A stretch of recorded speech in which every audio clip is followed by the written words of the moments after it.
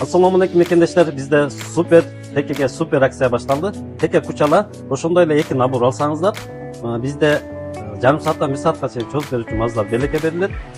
Ошондой эле медведь сыйла, атка жалындан энергиялыгыңыз күчтүү болуңуз келсе анда сизге бул семгод жардамга келет. Ошондой эле бизге жарым сааттан 1 саатка чөз берүүчү маздар бар. Бул геморройдун мазы, простатиттин мазы, бул спирейлер, ошондой эле гаймориттин мазы, чониттин менен дагы өтө жакшы жардам берет.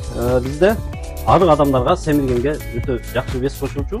Биздин номерге карасаңыздар болот. Биз Москва шаарына, башка шаарларга дагы через доставка кылып жөнөтүп беребиз. Биз YouTube каналда дагы белгилеп жазып коебуз. Карасаңыздар бизге дагы ушундай белектер ойнотуп турат. Андрей Белянинов Абактаг Атамбаевка жолугуп, Путин менен сүйлөштүрдүбү. Кыргызстанда иш сапар менен жүргөн Евразия элдеринин ассамблеясынын башкы катчысы Андрей Белянинов камактагы экс-президент Алмазбек Атамбаевка жолуккан айтылууда. Ал Россиянын президенти Владимир Путин Кыргызстанга иш сапар менен келгенге чейин 2 күн мурун келген, бир катар таасирдүү адамдар менен жолугушкан. Ал түгүл бизге жеткен маалыматтар боюнча Абактан видео звонок аркылуу Владимир Путин менен сүйлөштүргөн. Эскерте кетсек, мурдагы президент Алмазбек Атамбаев 8 августта Ички иштер министрлигинин атайын операциясынан соң кармалып, УКМКнын тергөө абагына камалган. Ага июнь окуясы, Батукаевдин иши жана башкалар боюнча бир нече айыптар тагылган. Булак Назар Ньюс KG.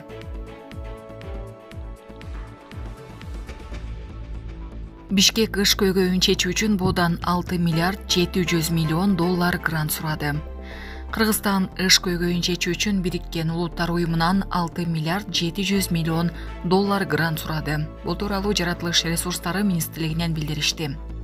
Өлкөдө энергиянын альтернативдүү булактарын жайылтуу керек. Бул багыт боюнча долбоорлор иштелип чыкты. Аларды ишке ашыруу үчүн каражат талап кылынгандыктан өтүнмө уюмга жөнөтүлдү деп айтылат маалыматта. Белгилүү болгондой, Бишкекте абадагы зыяндуу заттардын көлөмү максималдык көрсөткүчкө жетип, дүйнөдөгү эң булганыч шаарлардын сап башында турат.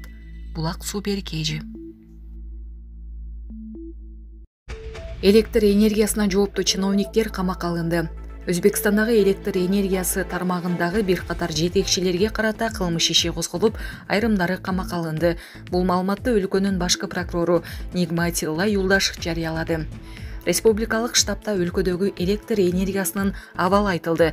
Андагы маалымат боюнча газ түтүктөрүндөгү басым азайгандыктан учурда Өзбекстандын 462 калктуу пунктундагы 62 миңден ашык үйгө жаратылыш газы берилбей калды.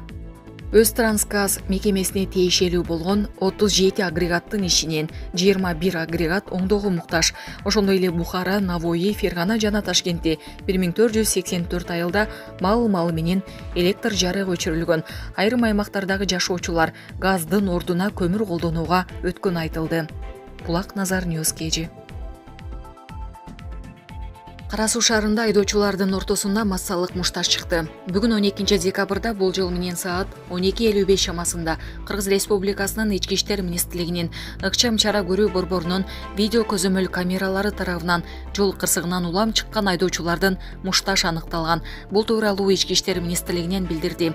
Маалыматка караганда ошол замат Кыргыз Республикасынын Ички иштер министрлигинин ыкчам чара көрүү борборунун кызматкерлери бул маалыматты аймактык Ички иштер башкармалыгына өткөрүп беришкен. Окуя болгон жерге ыкчам иликтөө тобу окуя болгон жерге барганда Кара Суу шаарында жайгашкан Оомат базарынын жанында жол кырсыгынын кесепетинен айдоочулардын ортосунда чырчыгып мушташка айланганы тууралуу алгачкы маалыматтар алынган. Андан соң милиция кызматкерлери айдоочулардын ортосундагы мушташуунун алдын алышкан. Учурда тергөө иштери жүрүп жатат. Булак Назар Ньюс KG.